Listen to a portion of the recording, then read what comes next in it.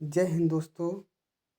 स्वागत है आपका हमारे नए यूट्यूब चैनल एजुकेशन अड्डा पर, जिसमें आपको बताएंगे सामाजिक विज्ञान हाई स्कूल के ऑब्जेक्टिव टाइप जो प्रश्न आते हैं 20, उनकी एक सीरीज लेकर आए हैं आपके लिए, जो कि परीक्षा की दृष्टिकोण से बहुत ही ज़रूरी है। और यूपी बोर्ड में ये 20 जो ऑब्जेक्टिव क्वेश्चन आते हैं, ये बहुत ही ज़रूरी हैं आपको अच्छे नंबर लाने के लिए।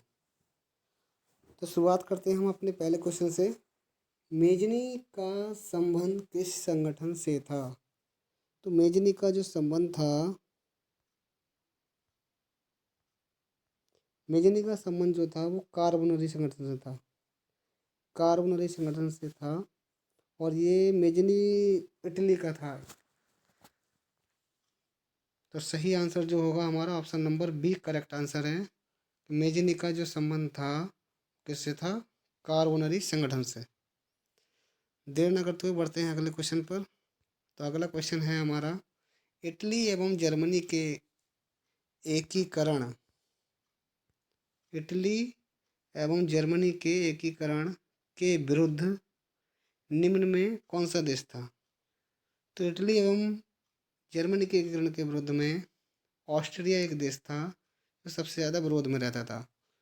तो ऑप्शन नंबर सी एकदम करेक्ट आंसर होगा। बढ़ते हैं अगले क्वेश्चन पर। अगला क्वेश्चन है, गैरीबाल्डी पेशे से क्या था? तो गैरीबाल्डी पेशे से एक नाविक था जो कि इटली का था, और इसने एक लाल कुर्ती सेना की स्थापना की थी 4 जुलाई सन 1807 ईस्वी में। तो गैरीबाल्डी पेशे से एक नाविक था। तो करेक्ट आंसर हमारा होगा ऑप्शन नंबर डी। बढ़ते हैं अगले क्वेश्चन पर। अगला क्वेश्चन है, जर्मन राइन राज्य का निर्माण किसने किया था? जर्मन राइन राज्य का निर्माण किसने किया था? तो जर्मन राइन राज्य का निर्माण जो किया था वो बिस्मार्क ने किया था। बिस्मार्क एकदम करेक्ट आंसर है, ऑप्शन नंबर डी।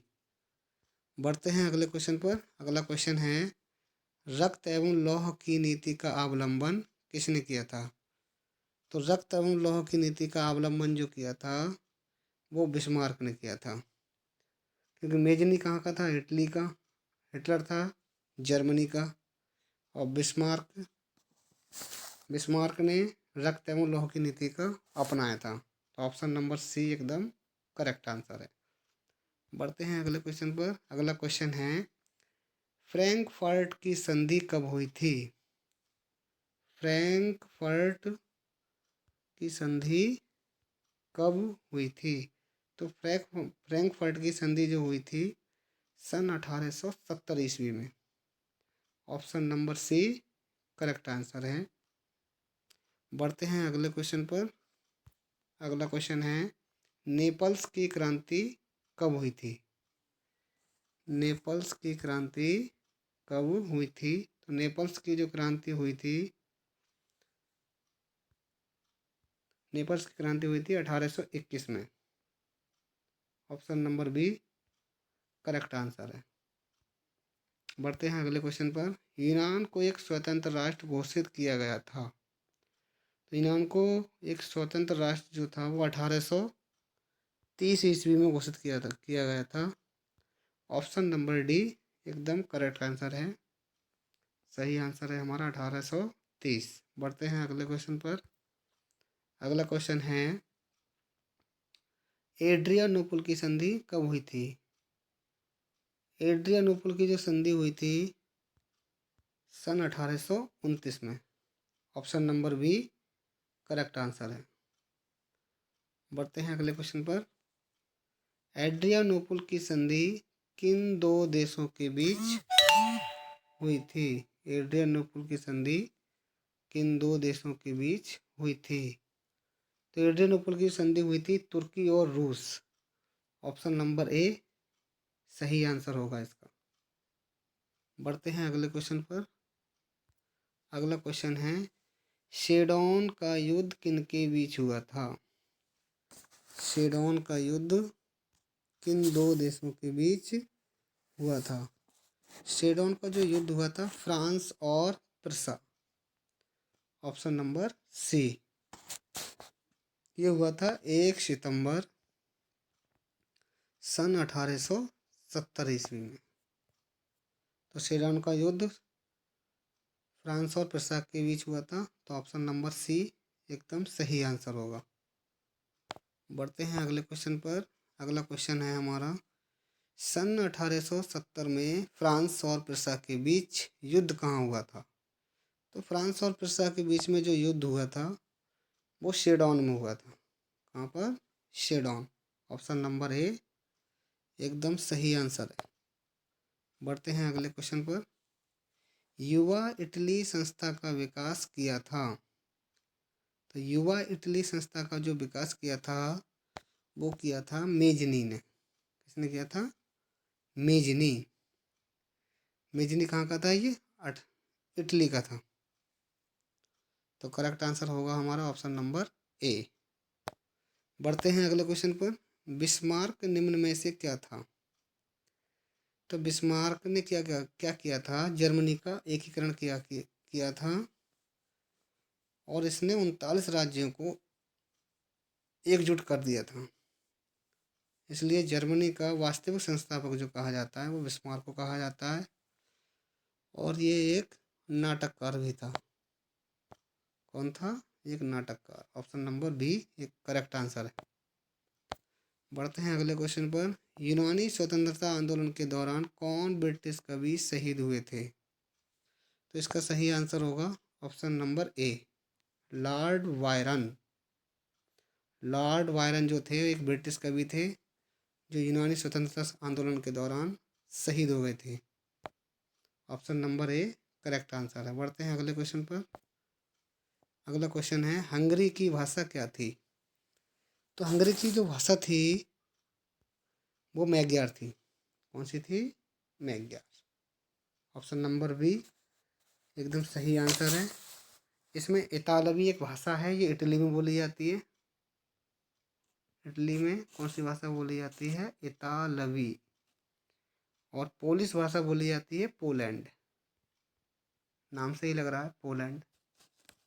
पो से पोलिश, पो से पोलैंड। फ्रेंच जो भाषा है वो बोली जाती है फ्रांस में। कहाँ बोली जाती है? फ्रांस। तो मैग्यार में कौन सी भाषा? मैग्यार कहाँ बोली जाती है? मैग्यार जो भाषा है वो कहाँ बोली जाती है? हंगरी में। तो ऑप्शन नंबर बी हमारा एकदम सही आंसर है। बढ़ते हैं अगले क्वेश्चन पर। अगला क्वेश्चन है, यूनान के स्वतंत्रता संग्राम में किसकी पराजय हुई थी? तो यूनान के स्वतंत्रता संग्राम में पराजय हुई थी, इसमें ऑप्शन नंबर होगा, यूनान के स्वतंत्रता संग्राम में जो पराजय हुई थी वो तुर्की की हुई थी। ऑप्शन नंबर बी एकदम सही आंसर है, तुर्की। चलते हैं अगले क्वेश्चन पर। अगला क्वेश्चन है, मारियान किस देश के राष्ट्रवाद की प्रतीक थी? तो मारियान जो थे एक चित्र था मारियान, ये इटली का था। कहाँ का था? इटली। ऑप्शन नंबर सी एकदम सही आंसर है, इटली। बढ़ते हैं अगले क्वेश्चन पर। यूरोपीय सभ्यता का पालना किसे कहा जाता है? यूरोपीय सभ्यता का पालना किसे कहा जाता है? तो इसका सही आंसर है यूनान को। किसको कहा जाता है? यूनान। ऑप्शन नंबर डी एकदम सही आंसर। बढ़ते हैं अगले क्वेश्चन पर। अगला क्वेश्चन है, एक्ट ऑफ यूनियन किस वर्ष पारित हुआ था? एक्ट ऑफ यूनियन जो हुआ था वो सन 1707 ईस्वी में पारित किया गया था। ऑप्शन नंबर बी एकदम सही आंसर। बढ़ते हैं अगले क्वेश्चन पर।